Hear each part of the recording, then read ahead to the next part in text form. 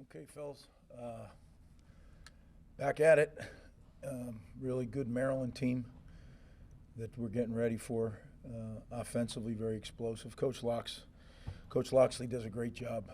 Certainly, he's been a handful for us in our time back here. We haven't had a ton of success against them, and especially playing on the road. So we got our hands full. Offensively, they're explosive. The Edwards kid, the quarterback, has done a really nice job. You know, he's up at the top of the league in passing. Receiving room is as good as you'll play against. It's an NFL receiving room. Felton leads the Big Ten, and Prather isn't very far behind. They really do. They have an NFL receiving room. And then Hemby, he's been playing. It feels like he's been playing forever. Very experienced. And then the O-line is gigantic.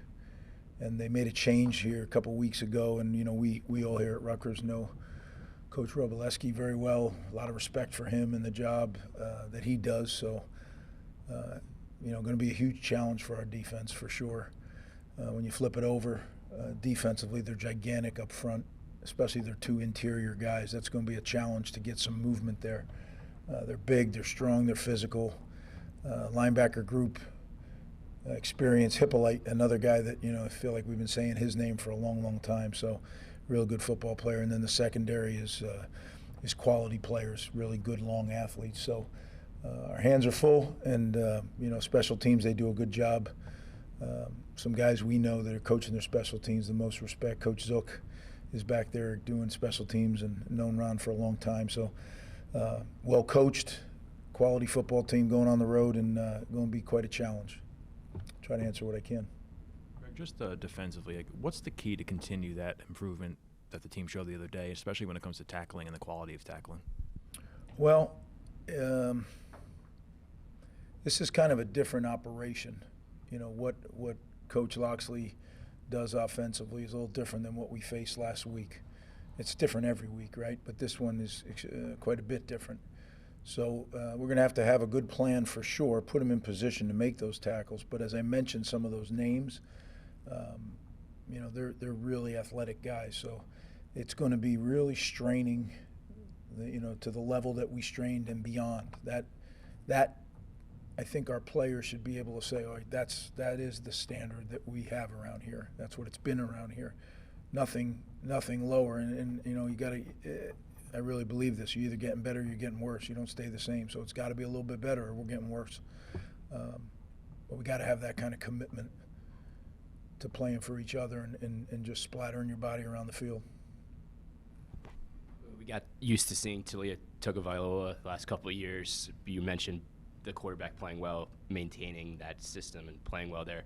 Does this offense look different with the change of quarterback, or what's your just assessment of the year-over-year for Maryland? And its a little bit different, but not. You can see the bones are still the bones, right? And I think that they'll go into, they've had a lot of success against us offensively. So certainly we're studying what they did and trying to, fix some of those things.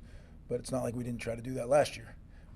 We just have to go out and play at the quality level that we played this year, or last week. We got to do that, and we got to build upon that. And we're capable of doing that. Now, health comes into play again. So we'll see who can actually do it. We had that extra week to get guys feeling better. But now we're back into the weekly grind, so we're going to find out. So you run some 4 wide receiver sets, which hasn't really been common recently. What went into this? Does it speak to the wide receivers, the quarterback, or just want to change things up? I think it speaks to a lot of things, Bobby. I think it speaks to the wide receivers. We have quality wide receivers in our program. It speaks to Coach Shiraka's experience, that he has the knowledge and he's comfortable enough to adapt on the fly. And it also, you got to remember, we lost our starting tight end and we lost our second team tight end. Right, so and that's the same thing we had at the running back position. We had lost our second team running back, then we lost our first team running back. So I think you have to be more creative. And creative, when people say the word creative, it's not always double reverses and flea flickers. Creative is personnel. Creative is little things that, unless you're a coach, you don't have any idea are happening, but make a significant difference in the execution. So we'll continue to pick and prod and figure out ways. That's our job, But it's a challenge for sure. Abram and Tyler Needham looked like they got pretty banged up down at the end of the game. Do you anticipate those guys playing again this season? Just the nature of the injuries look pretty bad. Well, we'll do that availability report on Saturday, and that'll be the technical or the final word on that. Just on Wesley Bailey, you kind of touched on it in your post-game presser, but just was it a decision for him to redshirt? Was it an injury thing? No, he can't play. He's physically unable to play, and we held out hope, but I think some of that caused some stress too. So I wanted to, he needs to get better. He needs to heal, and so it is what it is. He does have the option to redshirt because he only played 4 games. He does. Did you talk to him at all about coming back No, next I year? haven't talked to him at all about that. It's all been about his health. Just kind of going back to that D-line, like you mentioned, Wesley Bailey out for the year. Keontae Hamilton's been a guy throughout the season, played inside and outside. Defensive line had probably its best performance this season, given those injuries. What can you say about the versatility of some of those guys, and how can you repeat that performance this weekend? Well, I don't know if you can repeat that performance. I hope you can, and better. But I agree with you on Keontae Hamilton. He's been a stalwart the entire year. It's been the one guy that I've counted on, and he's come through every single week. He's played well. He's graded out well every week. I don't make any of that stuff public, but I'll just share that he's been the most consistent performer each and every week, showing up, doing his job, doing it at multiple positions. He's a guy that we really depend on. Jordan Walker, guy had a big play. Can you talk about how you found him and his development? Because he was a walk-on who played receiver. Sure can. Yeah, it's a great story, right? You mentioned it. Bob Frazier found him up in Rochester, New York, and was really, really sold on him and kind of drove the process and really talked me into it. He was a tall, skinny kid. And I don't know, maybe he was 199 pounds, maybe 198. I can't remember exact. He's now 260-something, and he's playing on the edge. So he went from wide receiver to tight end to rush end. And really, really nice play there, getting the safety. But he's been, we saw it on scout team. We saw him getting better. Then we saw it in the spring doing it against our own people. But again, he had never done it, right? And he just keeps showing up and working really, really hard. He's one of the hardest trainers in the summer. And when he came to training camp, he's one of the hardest working guys, and every day comes to work with a great attitude. And he's a great example for people in our program. And I think the best is yet to come for him. I think, when you look at him, he looks like he walked out of Giant training camp. I mean, the guy's tremendous physical specimen. And he's made himself into that. You talk about a self-made player. Jay Walk's a self-made player. Your 2 young wide receivers, Ian Strong and KJ Duff, have a kind of unique backstory playing at the same high school. They're both emerging. What has their development meant for your offense?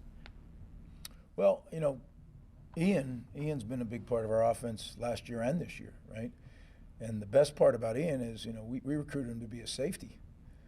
Ian played wide out in high school, but only on game day. So he trained as a DB all week, and then they'd put him in and tell him what route to run.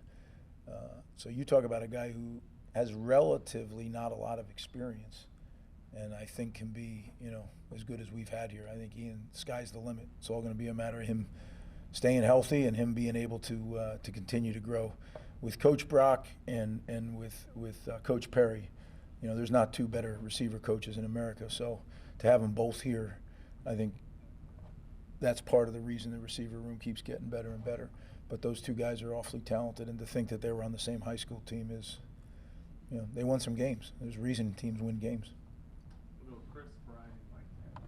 Just with Antoine Raymond, I guess what stood out about him and when you were recruiting him, and just kind of what have you seen from his progress over the last few months as he's joined this program and gotten just seemingly better and better? Yeah, Antoine is a neat kid. He the whole story on that is amazing, right? That we were recruiting him like a lot of people were, and then the program discontinues, at his school, and we saw that he could graduate and reclass, and we kind of moved on it quickly, and we had a great relationship with he and his mom, and one thing led to another, and all of a sudden he's on our campus training, and you could just tell he was a little bit more mature, physically and emotionally,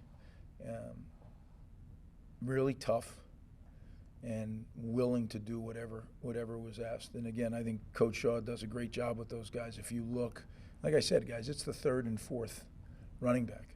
You can say what you want, but we've not been in that position in years past where our third and fourth running back would be able to step in and win a Big Ten game and rush for over 100 combined. So I'm really proud of those guys. I'm proud of Coach Shaw, the way he's prepared his room, and we just got to keep going, you know. And if we can get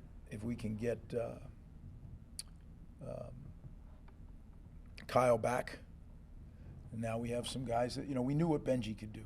You know, we were trying to your redshirt question, we were trying to redshirt Benji, and we effectively are going to be able to now, which is important. So just see where the chips fall here this week, and we'll get them all ready, and then whoever can play, you know, they'll be the guys that play. Kaj got the start at safety over Desmond Manuson, and it looked like you guys used primarily Tyreen Powell and Daryl Jabomi at linebacker. Just were those changes coming out of the bye week game specific for Minnesota? Do you anticipate them being the rest of the season? And specifically at linebacker, how much did it help to just have the same two guys mostly in the same spots? The continuity help you guys defensively? Well, I don't know if it was the continuity or the same two guys. The fact of the matter is, you know, Tyreen Powell was healthy. And he wasn't 100%. Don't misunderstand that. But he was a lot closer than he was out at SC. And he couldn't have gone that many plays at Southern Cal. And I think when, you know, Tyreen is a pro football player. So when he's in there, it steadies a lot of things. Right here, technically and mentally, he's special. And then his physical attributes. I mean, there was a couple times, he's a 255-pound guy that when he hits the lineman, he knocks them back. You know, he's got great snap, and he made some real big-time plays. And still, I still feel bad for him because he's probably 85%. He's still not 100%, but him at 85 is better than most at 100. Moses Walker's a real good football player, and, you know, but they were playing really well. And sometimes when you get two guys that are hot together, you don't want to break it up. And we talked a number of times, is this the time to get Moses in? Because we want to get him in. We got to find a way to get him on the field. He's too good of a player to stand next to us. So we'll figure something out package-wise. I can't tell you that we definitely thought that's the way the game would go with those two. But we kept asking Reem, how you feeling? And he kept saying, I'm good. You know, and he's a grown man. I mean, he'll share with me when he's not feeling right. He'll say, I need a blow, coach. Starting him at safety, him playing the majority of the snaps there. Yeah, you know, Kaj, I think we started opening game, right? So, I mean, the guy has been through it as a freshman, but he keeps getting better and better. We think there's high promise. We think we have some really good young safeties that you haven't seen very much of yet. But I thought, you know, you saw what Flip looks like when he feels a little better. Sometimes it's easy to forget. You know, he is a special player. He just hasn't been able to run very well and stop and all those things. So to see him out there again, not 100, he's probably 80, but still he's such a good player. And when he hits you, man, you feel it, right? Shaquan Loyal felt better Saturday, and you could see him making plays. So Des is a good football player. Des will play for us. It's just one of those deals that there wasn't a ton of plays, and you know we were getting off the field. So when you got something cooking, you don't always have to mess it up. Now up front we rotate constantly, so that's just the norm. But in the back seven, it was going well, and we kept it going well. Final question. Coach, just on Ethan's performance, you know, on Saturday, he played incredibly well. You know, had some big throws, had the big touchdown tight near the goal line there near the end of the game, fourth quarter. Just talk about his progress over the last several weeks, and he gets better and better every week. And of course, working, you know, as you mentioned, a lot of injuries, personnel changes, his ability to really just manage the offense and go out there and execute for you guys. Yeah, I think Ethan's has done a good job. Is getting better every week, and we're going to need to. This Maryland group is they're going to get after us in the front. The back end, they're long. You can't miss by much, right? You know, they have really good at taking the football away. Very opportunistic group. So, but he is getting better, and I was really, really pleased. Am really pleased. There's a couple balls he would have had back Saturday if he could, and we got to try to eliminate those. That's going to be the key because, you know, coming down the stretch now, every game is going to. If we do what we're supposed to do, every game's going to be tight. And you can't make those errors. Like you see plays, as I always say, games take on a life of their own. And it's one or two plays that guide the game in a whole different direction. And, you know, I always tell the players, I wish I could tell you those plays, and then we could kind of just go golfing. But that ain't the way it works, right? You got to play every single play as hard as you can, and when those plays come up, then you're in position to make them. So that'll be the task Saturday night for sure. It's a tough environment.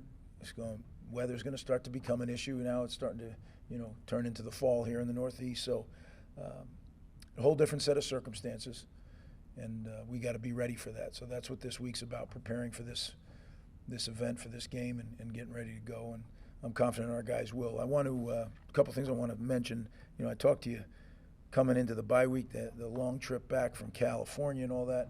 I was really proud of the way our guys attacked the academics too. It's in that period now where we're in a very, very busy time. Things are coming due, and that was a huge amount of pressure on our guys, as well as getting ready for the Minnesota game. And I was pleased with that. And then I'd be remiss if I didn't wish everybody a happy Veterans Day.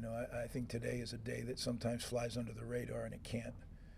It just can't, because the people that served and have given their lives for us to live the way we do, I think it's something that we all need to appreciate, and I know I do, and I know you guys do too. But just thought I need to make sure I mention that. So we'll see you on Saturday.